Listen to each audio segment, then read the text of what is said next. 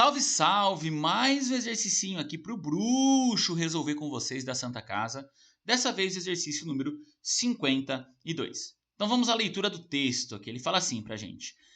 Dependendo das condições reacionais, monóxido de nitrogênio e monóxido de carbono reagem para formar dióxido de carbono e gás nitrogênio ou monóxido de nitrogênio, conforme representada na equação. Então, ó, todas essas fórmulas que ele deu aqui, né, todos esses nomes, todas essas substâncias, as fórmulas estão aqui.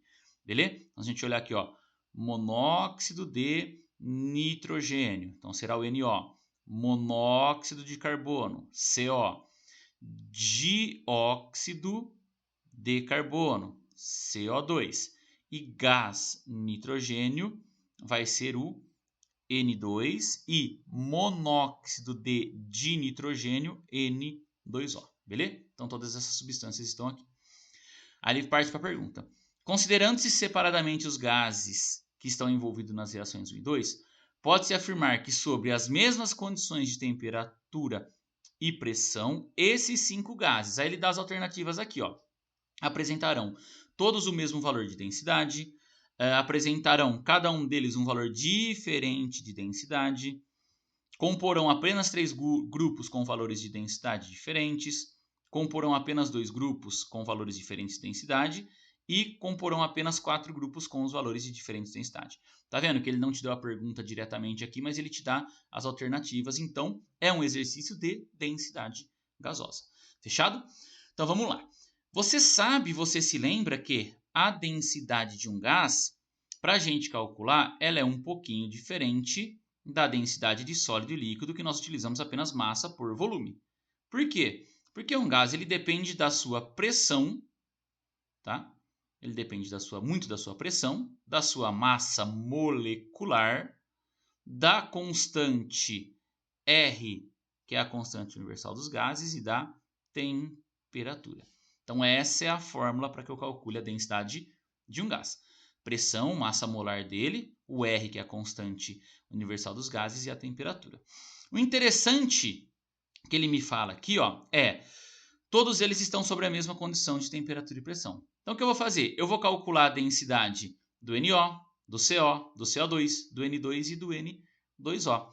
Como eles estão todos nas mesmas condições de temperatura e pressão, eu não vou nem considerar a pressão, nem a temperatura e nem o R. Por quê? Porque será constante tudo isso. Então, para mim, a densidade do gás agora, ela será diretamente proporcional à sua massa molar. Então, se eu descobrir aqui qual é a massa molar de cada gás, eu descubro qual é a sua densidade. Beleza? Então, vamos começar aqui com o NO. Então, ó, o NO, quando eu olho na tabela periódica, o N tem a massa 14 e o O tem a massa 16. Então, eu faço aqui, ó, 16 mais 14 é igual a 30 gramas por mol. Essa é a massa molar desse cara. Agora eu vou fazer do CO. O CO na tabela periódica, o carbono é 12 e o O é 16. Então, 12 mais 16 é igual a 28 gramas por mol. O próximo gás que eu vou fazer aqui é o CO2. Então, o carbono vale 12 mais 2 vezes 16, porque eu tenho 2 oxigênios ali. Isso, se eu somar, dará 44 gramas por mol. Perfeito.